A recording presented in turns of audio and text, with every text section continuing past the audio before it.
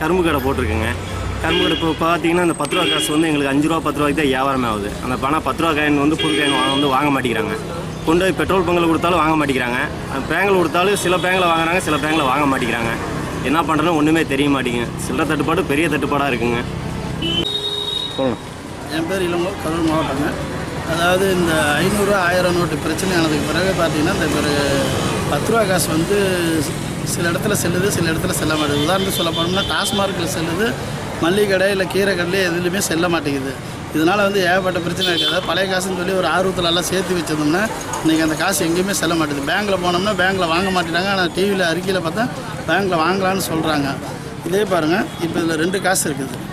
இதில் வந்து இந்த 10 ரூபா செல்லுமா இல்லை இந்த 10 ரூபா காசு செல்லுமா, இது வந்து விளக்கம் வந்து இன்றைக்கி மோடி அறிவிக்கணும். நேரடியாக அறிவிச்சாதான் எங்களுக்கு தெரியும். எங்கள் கையில் ஒரு 100 ரூபா இருக்குதுன்னா அந்த 100 ரூபாய்க்கு நான் வந்து ரிசர்வ் பேங்க்கில் வந்து நான் பார்த்த முடியாது. டெல்லிக்கு வந்து ஃப்ளைட்லேயோ ட்ரெயின்லேயோ ஏறி என்னால் வர முடியாது. அதுக்கு நான் ஏறி வரணும்னா எனக்கு 10,000 ரூபா செலவாகும். அந்த காசெல்லாம் யார் கொடுப்பா? கவர்மெண்ட் கொடுக்குமா இல்லையா? அதுக்கு ஒரு ஐடி கட்டணுமா?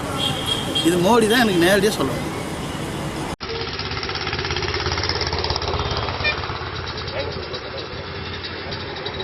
அதில் ஏதாவது எக்ஸ்டெண்ட் பண்ணுமா சார்? சொல்லுங்கள், ஏதாவது எக்ஸ்டெண்ட் பண்ணலாம். கொஞ்சம் சாலிடாக. நான் மொபைல் கடை வச்சுருக்கேன். என்கிட்ட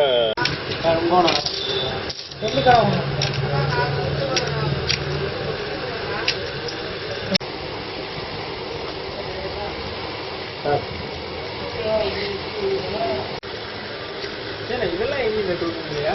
இல்லை இல்லை, சில்லற கடைக்கு சில்லற ஆயிரத்தி முடிச்சுனா அப்புறம் 134.